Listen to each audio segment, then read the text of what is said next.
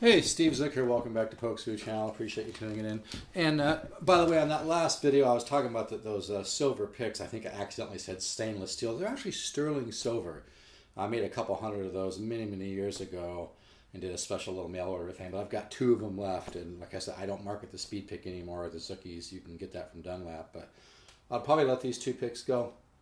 But anyway, this is probably going to end up being more than 10 videos because I have a lot of thoughts rolling around my head, and I've absorbed a lot of information from not just books and observing and doing some of my consulting jobs and sales training and whatnot. And I'm going to say some things here that I feel have never been said, and I think this is valuable information I feel really good about sharing. I was talking about the clarity stage in the last video. I want to talk about goals, dreams, and the gray area because I think a real problem when it comes to business. In fact, I was having lunch today somewhere, and I heard a couple higher, people that were kind of higher up in a company talking about, well, the junior manager shouldn't be talking to the senior manager and telling him what to do, blah blah blah blah. And I just kind of jumped in and said, well, what if somebody has a really great idea? You might, just and even though I'm not a huge fan of Walmart, and I don't have a lot of strong feelings either way about Walmart, but the guy that started Walmart, I did read his book. It was interesting because he said he used to talk to everybody. He would talk to the bus drivers. He would talk to the people working in the warehouse. He would talk to, the janitors and get information about how to improve his company, and I love that. But I want to talk about goals and dreams and the gray area because, things are not just black and white in life. And I'm just going to come right out and say, I don't think you'll hear this on any other self-help or business or entrepreneurial or self-motivation thing. You're not going to hear this too many places because most people, especially people, Anthony Robbins is a high-quality guy, but I just see holes in everybody's bullshit. I do think Anthony Robbins has a lot of high-quality information, but I'm here to tell it like it is, folks, and hopefully you'll gain something out of this. And I do like some of the things Anthony Robbins says, like getting emotional muscle and having a strategy and whatnot. However, sometimes I look at things a little bit more Zen-like. Sometimes you have to know when to let go and let God help you, or when to kind of listen to your intuition and take small steps and whatnot. So everybody's got good, and I think Anthony Robbins has added a lot of very positive information out there. But I guess I bring him up because of the fact that I just want to say that, sometimes you don't reach your goals. I'll just say it. Sometimes, you just are not going to do what you want. I'm 59 years old. When I was a young man, like a lot of other people, I almost got signed to a record deal, but hey, it never happened. I got real close, but it never happened. Now I could have flipped out and gotten really negative and, drove my car over a cliff or gotten into a major hard drug problem or whatever. I did have my challenges as a young man, but I decided to be more positive and find other ways to be creative with my talent. And I formed a company and invented the speed pick and the Zookies and started marketing that and got into doing other ventures. But and we're all going to have rough points in life. But my point just being is that there's a gray area, just like in business. If and I was talking about the clarity stage, but that's why it's important sometimes to pick. If you have a goal, you don't want to be too married to that goal. You might have to have degrees of that goal. And also you need to be able to really look at a goal clearly. So, I've got to talk about market magnetism right now because this is going to come up here. Market magnetism is a term I came up with. I've never heard anybody else say it. I know I'm patting myself on the back. But market magnetism is like being on the crest of a breaking wave. And the best example I can use is my project, coffeechannel.com. I happen to believe there is no better, investment or entrepreneurial project in the world right now than coffeechannel.com, which is my project, because of the fact that it's got market magnetism behind it, meaning it's on the crest of a breaking wave. The internet is the largest, most revolutionary change in business to come down the pike in years. It's like a massive wave that's not going to stop. And I had done some research a while back when I was meeting with some investors, and I think it was 1 month on YouTube there was something like 26 or 27 billion people either watched or downloaded videos, compared to the same month in network TV, something like 30 million people. So 30 million versus 26 billion. So that's why you know, I happen to think it's okay to say, and I'll tell you right now, you're going to see hear a lot of paradoxes in what I say, because the minute you try to communicate with people, it's going to be a paradox, because nothing is black or white. I happen to have a goal for coffeechannel.com, which is I want to make $100 million. Why? Because I want to give back a lot more to people. I give right now to healthright.org. I'm helping pregnant mothers all over the world. I'm helping mothers with diseases get care for themselves and their infants. I'm helping homeless kids in Russia and Ukraine. I'm helping torture victims.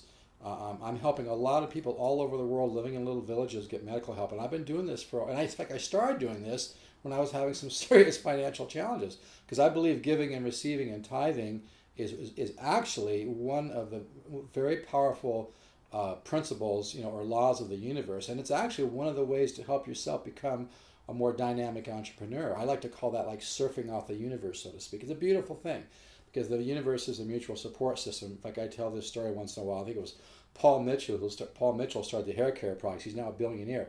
He was actually living in his car homeless when he was developing his hair care products, but he actually was tithing and giving money to help people all over the world eat and whatnot, and now he's a billionaire. So that's actually one of the areas. But I'm talking about the gray area here, and kind of connecting this to the clarity stage. There's a gray area in everything, and but like I said, my goal, you know, coffeechannel.com. I knew somebody who back in the 80s had somebody that was giving him some consulting about his money situation, and they helped him to kind of raise through various methods, legal methods, about $150,000. And this guy Jim was trying to decide whether to take that $150,000 and create his own project, or put it into something that this business consultant told him would be a viable investment. By the way, viable investments are few and far between. I happen to think the stock market is a bunch of bullshit, because you got a bunch of people charging fees, you got too much, you know, bureaucracy, you got people making money left and right, people aren't staying on top of it. I mean, it's been proven. You know, your best bet if you want to make a lot of money is get into something that's not through that type of a structure. But my point being is this guy had about $150,000, and he was trying to figure out what to do. And, you know, he could have, you know, followed his dream or done what he wanted to do. But he, you know, some metaphysical trains of thought will say, well, if you do something just for money, that's not the right decision. And I know I said it in an earlier video, you know, do something that you're passionate about. And I agree with that. But I'm going to bring up this example as a perfect example of the gray area. Well, this guy, Jim, this is a true story, by the way. I met him through my mom, who was a piano teacher. And Jim was a piano teacher. But anyway, he decided to take his consultant's advice. And back in the 80s, he put $150,000 into a little company called Microsoft. Okay. Well, you know, I never knew the exact number, but he made an absolute killing on that investment. So, you know, you need to ask yourself what you want to do. I mean, if you're looking to make a ton of money, get in touch with me. I'll help you. We can make a ton of money off coffeechannel.com, because there's no, I mean, think about it. Coffee is a $90 billion a year industry, $90 billion. And most social networks are based on nothing, you know, Facebook, Twitter, whatever. But social networks is the quickest way to $1 billion or more in net worth, because large media companies are valuing that and buying those up, or wanting to get involved because of the traffic and the position. There's a massive restructuring, there's a massive repositioning, and publishing has completely changed, but there's a massive repositioning. And so social networks, you know, and it's really easy, because marketing is about sharing emotion. That's what it's really about. And the cool factor, and I had this conversation with Bill Hudson, who produced Father the Bride with Steve Martin. The cool factor is huge in business. And what you really sell in business is emotions. And marketing is about connecting emotions. And that's why social networks, social media, social networks are so powerful, because you're helping people fulfill one of the fundamental needs of being a human being, which is, you know, connecting with other people, making friends, sharing what you do, finding out what somebody else does. So, I mean, I really happen to believe, you know, I mean, if your goal as an entrepreneur is to get your feet wet and learn about how to be an entrepreneur and make some mistakes and spend some money, well, then by all means do that. If you just want to make a ton of money, hit me up for coffeechannel.com, because there's no better investment out there, because you're leveraging off a $90 billion industry. And that's why I use the term market magnetism. I do some business consulting and some sales training for companies. I talk to people all the time that have some idea, and it's not that it's a bad idea, but it's kind of like, what's the old saying? It's kind of like, going east looking for a sunset. It's not based on a strong market, or if it's based on a strong market, there's tons of other people doing the same thing. So I have a theory that I came up with called market magnetism, which means you're on the crest of a breaking wave, which means your idea is based in a massive industry like coffee, 90 billion a year industry. Also based on the internet, the biggest business revolution to ever come down the pike. The internet's going nowhere. Affiliate marketing is a 50 billion a year industry. There's no quicker. You got college kids like the guy that started Facebook sitting in a dorm, writing a program, making a social network. Next thing you know, he's a billionaire. It's about learning to run with the ball. But I know I'm kind of pitching coffeechannel.com here a little bit, but I'm trying to use that as an example of the gray area.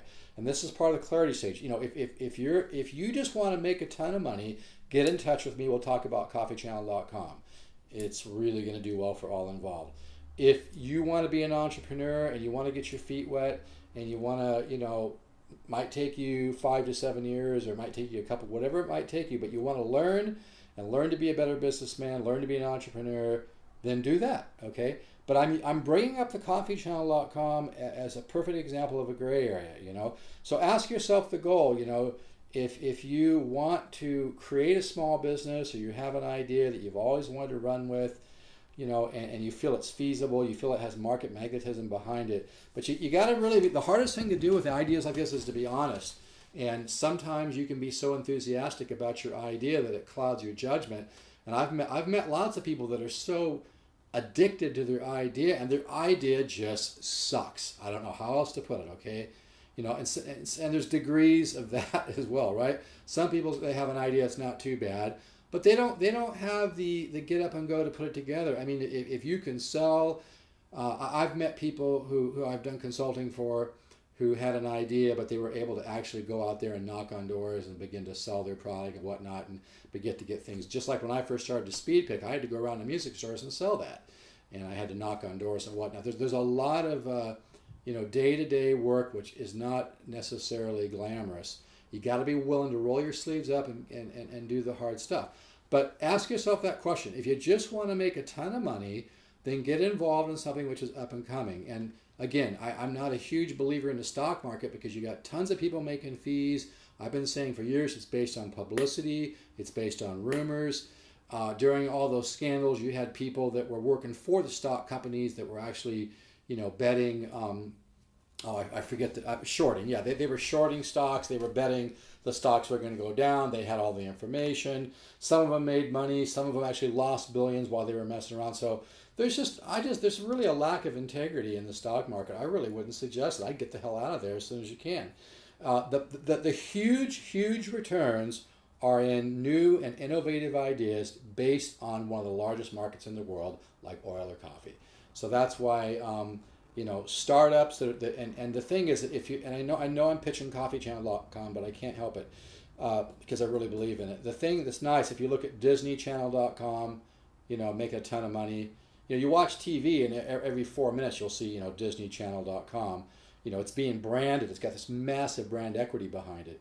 And channel.com names are worth a lot of money. Coffeechannel.com right now is worth about 200 grand, and I could sell it, but I want to sell it for billions.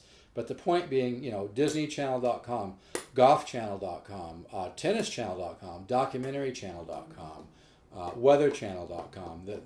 The Channel.com names are very, very valuable. Yes, you do have to run with the ball. So that's why I want to bring some money into CoffeeChannel.com. I want to find me a good young programmer and start to build a team and get it going. But the returns are going to be massive.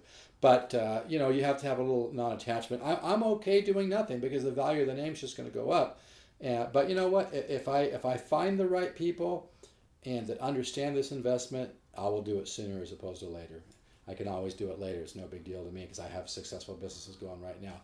But I'm gonna cut this short. But I want to tie that into the clarity stage, because what I was talking about is ask yourself what your goals are. If your goal is to make just a lot of money off some money you have now, you might want to, talk to me about coffeechannel.com. Or if you find something else out there that you think is just as good, but it's got to have market magnetism. It's got to be, the huge money nowadays is in intellectual property, is in internet development. There's no quicker way to billions of dollars in net worth in internet development.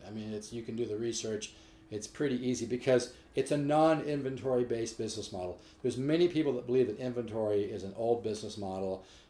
Sure, we all need to have things, but it's a pain in the butt. And I've heard other consultants say, inventory based business model is a 4-letter word.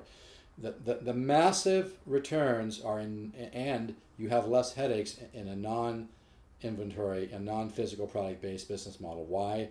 Because publishing is going through a revolution, a massive repositioning. In fact, I talked to a guy years ago that almost bought one of my domain names, ladeal.com. He owned 22 newspapers, very sharp old man. He ended up buying, I think, la.com, which was a damn smart move.